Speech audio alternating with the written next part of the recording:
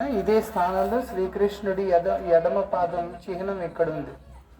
ఆ స్వామి గోలబాలలతో పాటు వచ్చి ఇక్కడ ఆడుకుంటుంటే బ్రజధామంలో ఈ గోచారణ కోసం వచ్చినప్పుడు ఆవులు ఈ కొండల మీద అలా తిరుగుతూ వాళ్ళు అవి గడ్డి అవి తింటూ ఉంటాయి. కృష్ణుడు గోలబాలలతో పాటు ఆయన ఆడుకుంటూ ఉంటాడు. ఎప్పుడు ఆడుతూ మధ్యలో ఆయన ఏం చేస్తాడు అంటే గ్వాలబాలల మధ్యలోంచి మాయమైపోయి గోపికల్ని కలవడానికని వెళ్ళిపోతాడు. ఆ గోపికల్ని ఎప్పుడైతే కలవడానికి వెళ్ళిపోతాడో గ్వాలబాలలకు తెలియదు, వాళ్ళు వెతుక్కుంటూ ఉంటారు కృష్ణుడు ఎక్కడ అని. ఆ తర్వాత కృష్ణుడు ఇక్కడ గోపికల దగ్గరికి వచ్చి వాళ్ళతో కూడా ఇలాంటి ఆటలే ఆడుతూ ఉంటాడు. ఒకసారి వెళ్ళి నీళ్ళలోకి లోపలికి వెళ్ళి దాక్కుని పోతాడు. ఆయన నీళ్ళ లోపలికి వెళ్ళి దాక్కుని పోతే వాళ్ళకి తెలియదు ఎక్కడా అని వెతుకుతూనే ఉంటారు. అలా వెతుకుతూనే ఉంటారు వాళ్ళు. ఆ తర్వాత ఆయన అక్కడి నుంచి మాయమైపోయి అక్కడి నుంచి వచ్చేసి, ఎందుకంటే గోపికలకు ముందు చెప్తాడు మీరందరూ కళ్ళు మూసుకోండి అని. కళ్ళు మూసుకోగానే ఆయన అక్కడి నుంచి మాయమైపోతారు, పారిపోతారు. అలా పారిపోయి ఆయన ఈ కొండ మీదే వచ్చి ఇక్కడ ఈ దిట్టమైన చెట్ల మధ్యలోకి వెళ్ళిపోయి ఆయన అక్కడ దాక్కుంటూ పోయాడు. ఇప్పుడు గోపికలేమో గ్వాలబాలలో అలా ఉండదు. గ్వాలబాలలో ఎలా ఉంటారంటే ఎక్కడికో వెళ్ళి వచ్చేస్తాడు, అలా ఉంటారు వాళ్ళు. మరీ రాకపోతే అప్పుడు వాళ్ళు వెతుకుతారు. గోపికలు అలా కాదు, కృష్ణుడు ఎక్కడికి వెళ్ళిపోయాడు. వాళ్ళకి ఆ వేదన అనేది ఏదైతే ఉందో ఆ కష్టం అనేది చాలా ఎక్కువగా ఉంటుంది. అందుకని వాళ్ళు కృష్ణుని వెతకటం మొదలుపెట్టారు. వెతుకుతున్నారు. ఎటు చూసినా ఆయన కనబడటం లేదు, ఎందుకంటే ఈ దిట్టమైన అడవి లోపల దూరిపోయాడు ఆయన.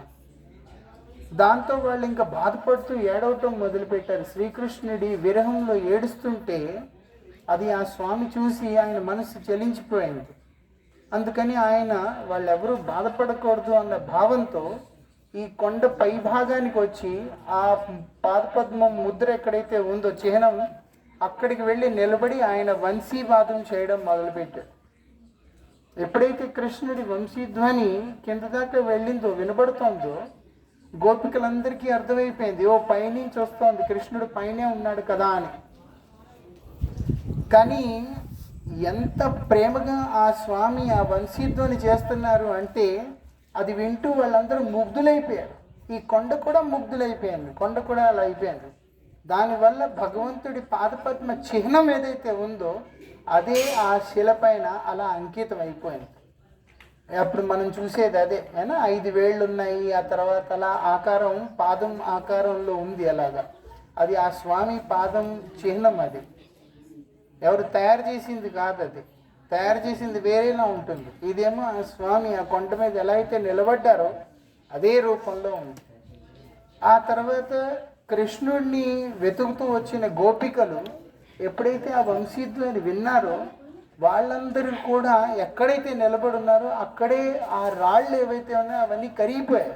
దాంతో వాళ్ళందరి పాదపద్మ చిహ్నాలు కూడా ఈ కొండ మీద వేరు ప్రదేశాల్లో అవి కూడా ఏర్పడిపోయాయి. అంతేకాకుండా ఆవులు, ఆ ఆవు దూడలు ఏవైతే ఉన్నాయో వాళ్ళ కూరని ఏమంటారు తెలుగులో? గోరా. ఆవు పాదాలు ఉన్నాయి కదా, గిట్టలు. ఆ గిట్టలు కూడా అక్కడ అలాగా అంకితం అయిపోయి ఉన్నాయి. ఇవన్నీ ఇప్పుడు ముళ్ళు, చెట్లు, చేమలు, రాళ్ళు, రప్పలు ఉండటం వల్ల మనం వెతుక్కుంటే కనుక ఇది ఎలా ఉందో అలాగే కొండంతా మనకు కనబడతాయి. పూర్తి కొండంతా కరిగిపోయింది ఒక రకంగా, అయినా అందుకని ఈ స్థానాన్ని చరణ్ పహాడి అంటారు. ఈ కొండ ఏదైతే ఉందో దాని మీద కృష్ణుడి పాదం అంకితమైంది కాబట్టి ఇది చరణ్ పహాడి. ఆ తర్వాత కృష్ణుడు ఎక్కడైతే ఏ సరోవరంలో అయితే కృష్ణుడు ఈ అదేంటి దాగుడు మూతలు ఆడుతూ ఉన్నాడో దాన్నేమో లుక్ కుండ్ అంటారు. అది ఇక్కడి నుంచి కొంచెం దూరంగా ఒకప్పుడు ఉండేది, ఇప్పుడు ఇంకా లేదు. లుక్ కుండ్ అంటారు దాన్ని. అక్కడ ఆయన దాగుడు మూతలు ఆడేవాడు.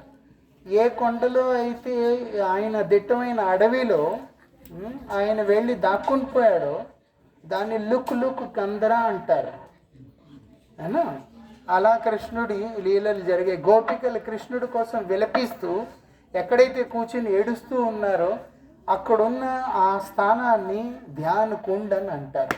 మొత్తానికి ఇవన్నీ ఈ కొండకి ఎందు ఉన్న ప్రదేశం మధ్యలో జరిగినవి ఇవన్నీ. ముఖ్యమైన వస్తువు మనం దర్శించుకోవాల్సింది ఏంటంటే స్వామి పాదం. ఆ స్వామి పాదం అభయ పాదం. ఎప్పుడైతే మనం ఆ స్వామి పాదాన్ని ఆశ్రయిస్తామో అన్ని రకాల భయాల నుంచి ముక్తులం అయిపోయి ఆ స్వామి పాదాల చెంతకి చేరుకుంటాం. అప్పుడు మన జన్మ తరిస్తుంది. ఇప్పుడు మనం భోజన థాలీకి వెళ్తాం. బృందావన విహారీ లాల్ కీ జై.